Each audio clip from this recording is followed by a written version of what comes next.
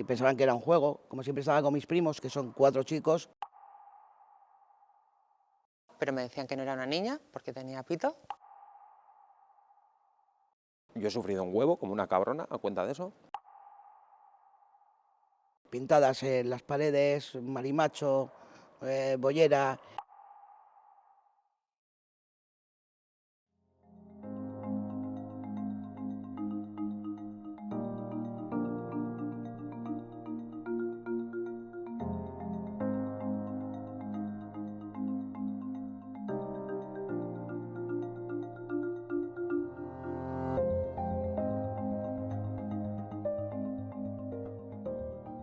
Pues en realidad son términos que necesitan otros para definir a quienes tienen unos genitales no esperados. Es verdad que hay una separación un poco artificial que se viene haciendo, ¿no?, entre quien, bueno, se hormona y se opera, básicamente desde quien recurre a esas cosas del ámbito más médico y quien no, ¿no? Y que parece que quien se hormona y se opera, pues transexual, y quien no, transgénero, pero es una separación artificial. O sea, que transexual o transgénero, pues nada, ninguna de esas, porque esas personas, nosotros, no nos denominamos como tales, nos denominamos como quienes somos, niñas, niños, hombres, mujeres, personas, pero transexuales y transgéneros, pues no lo utilizamos para definirnos como tal, lo utilizan los demás. Transexual. Bueno, es que la diferencia es, creo que bastante contundente. Yo soy transexual porque me ha tocado nacer así y no más, pero transgénero creo que va de otro palo que no tiene nada que ver con la transexualidad. Pasa que la gente tiende a confundir los términos y luego se inventan conceptos que nada tiene que ver, porque suelen decir que transexual es la persona que culmina todo el proceso, que se opera, y transgénero quien no. Entonces yo me he operado lo que yo he entendido que tenía que operarme o lo que he podido, y hay ciertas partes del cuerpo que no tengo operadas, como los genitales, y soy una persona transexual. Transexual. A ver, transexual porque esto es una cuestión que tiene que ver con la identidad sexual. O sea, es una cuestión de sexo, no tiene nada que ver con el género. El género es una cosa que se construye socialmente de manera diferente dependiendo de cada sociedad. Entonces no tiene nada que ver. Yo nací siendo una mujer en una sociedad que no entiende que hay mujeres que nacen con pene, entonces te sexan de una manera distinta, pero yo no he cambiado de sexo nunca. Ha tenido que cambiar la percepción que la sociedad tenía de mí.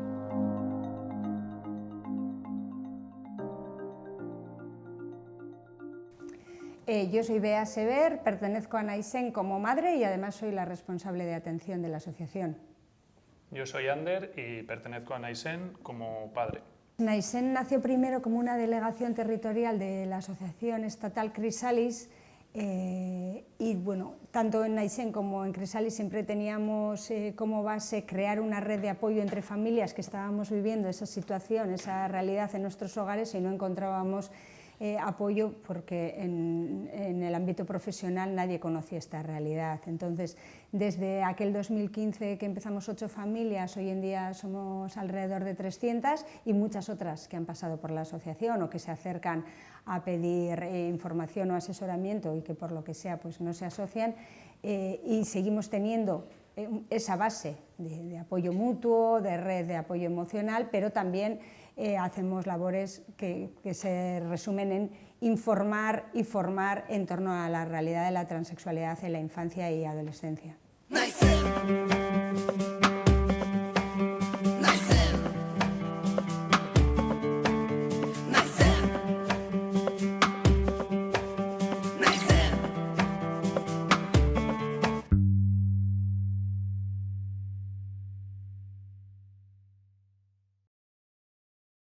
Yo me llamo Saray Montes y soy presidenta de la asociación Respetus.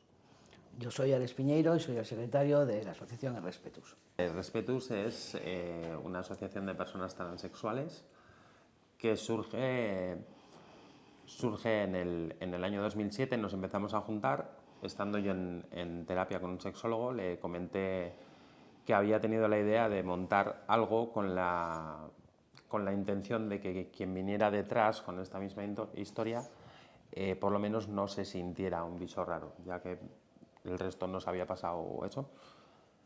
y que tuviera con quien hablar y que lo hubiera vivido.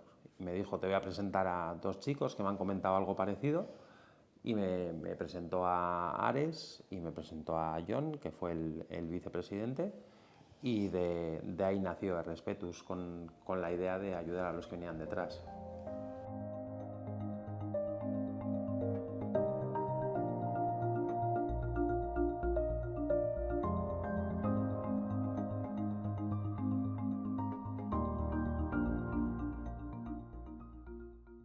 Bueno, ¿cómo he sido vista por los demás? Pues al principio, cuando nací, bueno, esto también tengo como memoria muy difusa, ¿no? Pero cuando nací con genitales masculinos, o sea, con pene, vamos, pues fui vista como un niño. Es verdad que fui vista como un niño siempre, un niño bastante niña, por decirlo así, porque ya que me veían niño, pues yo reforzaba toda esa parte, digámoslo así, femenina, entendiendo masculino y femenino como eso que hemos convenido en llamar masculino y femenino, que es aquello masculino que aparece más frecuentemente en los hombres y femenino aquello que aparece más frecuentemente en las mujeres, ¿no? Lo cual no significa que lo masculino sea exclusivo de los hombres, porque hay mujeres masculinas, ni lo femenino exclusivamente de las mujeres, porque hay también hombres que a diferentes niveles pues tienen esa mezcolanza femenina, masculina, ¿no? Entonces, bueno, pues eso es lo que llamamos diversidad. A mí se me ve como un niño bastante sui generis, un niño bastante niña en realidad, y además cuando yo empecé a hablar pues decía que era niña. Entonces, bueno, pues fui creciendo, decían que no era una niña porque tenía pito, y yo esta cosa de soy niña, soy niña, soy niña, pues bueno, lo fui diciendo en varios foros distintos a ver si alguien me escuchaba, pero bueno, siempre me decían que no era niña, pues porque tenía pito. Bueno, curiosamente me lo decía gente que seguramente no estaba viendo mi pito también, pero bueno, en fin, como alguien les contaba qué es lo que tenía, pues me decían esto, ¿no? Entonces, a raíz de que no me veían como niña, pues entonces yo empecé a cambiar un poco la forma en la que hablaba, y entonces decía que quería ser niña, no que era niña, sino que quería ser.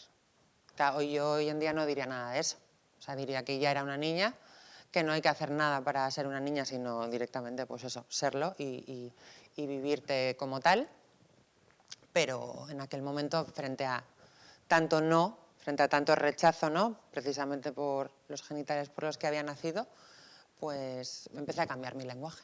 El que no me veían, pues yo decía que era un niño y cuanto más decía que era un niño, más coletas me ponían, más faldas me ponían y más muñecas me regalaban, que iban todas por la ventana. Yo cogía las muñecas según las abría el paquete de regalo. Claro, yo esperaba un pitilín y un escalestri de regalo, entonces siempre me encontraba o la Nancy, o la Leslie, o la Heidi. Entonces, claro, yo cogía las cabezas, las descuellaba y iban por la ventana, todas las muñecas. Es así más o menos la anécdota de mi infancia, que no me veían. Entonces, bueno, pues al final, con los años, cuando llegas a la adolescencia, te das cuenta de que tienes que callarlo porque nadie te está haciendo caso.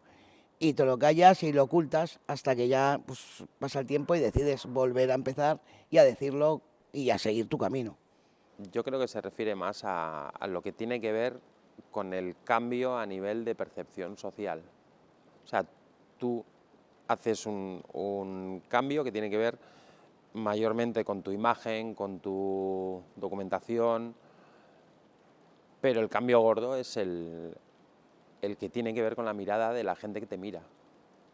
Porque por mucho que yo cambie mi imagen, si la gente que me ve me sigue tratando de una manera errónea o algo así, pues no vale para nada. Sí ha habido muchos momentos en los que yo me creí ese discurso del género, de tienes que, como mujer tienes que ser de esta manera, no sé qué, no sé cuál.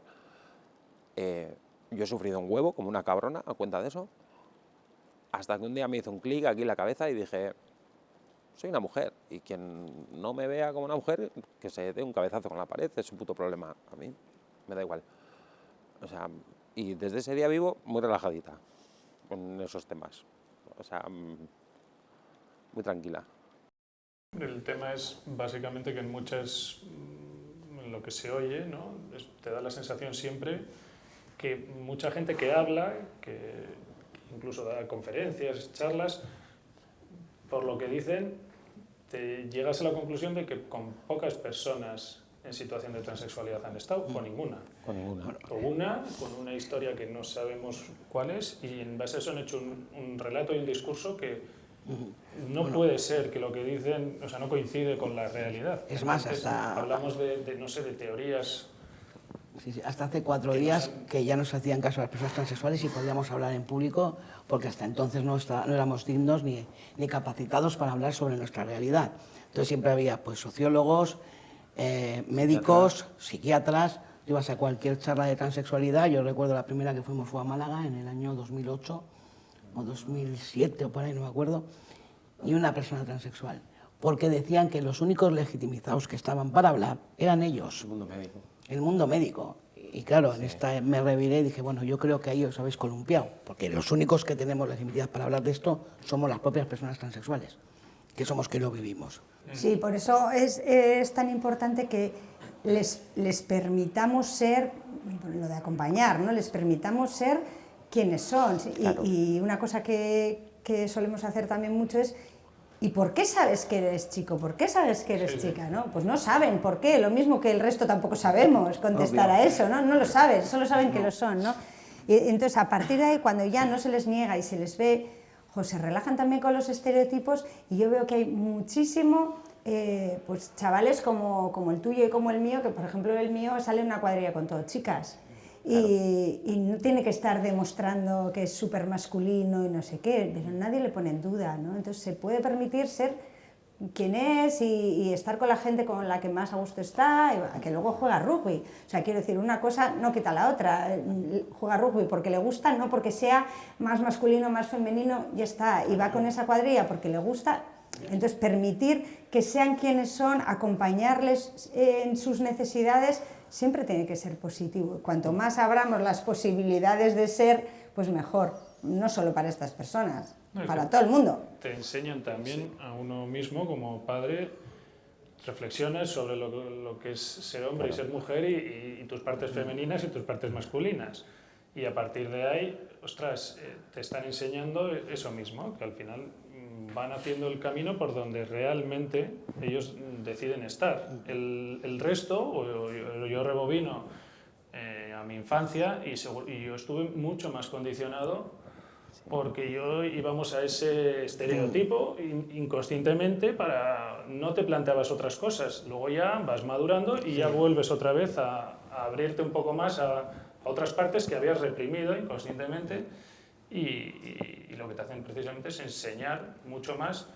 Bueno, ellos realmente no están haciendo su camino, pero tú aprendes muchísimo por eso mismo, porque te das cuenta que ostras, que realmente están haciendo lo que les apetece hacer con chicos, con chicas, jugando a esto otro, haciendo un deporte, el que realmente les gusta, cosa que otros chicos, por ejemplo, porque pues a lo mejor nunca se habrían planteado hacer, no sé, un deporte o jugar a algo, porque, ostras, socialmente no se espera eso de mí. Hombre, está claro que también les influyen, ¿no? Y hoy en día todavía influyen los estereotipos de género y la sociedad influye, pero bueno, en la medida en la que ya son conscientes de que han ido contra lo normativo en algo, pues como que ya... Sí, bueno. Al final es una cosa como de categorías, ¿no? Digamos que el común de los mortales juega en copa. Juega en copa con las cuestiones que tienen que ver con el género y con eso se relaciona con el mundo. Claro, pero es que las personas transexuales jugamos en Champions, porque jugamos con lo que tiene que ver con la identidad. Entonces, cuando ya has ganado la Champions, la copa ya como que te da igual.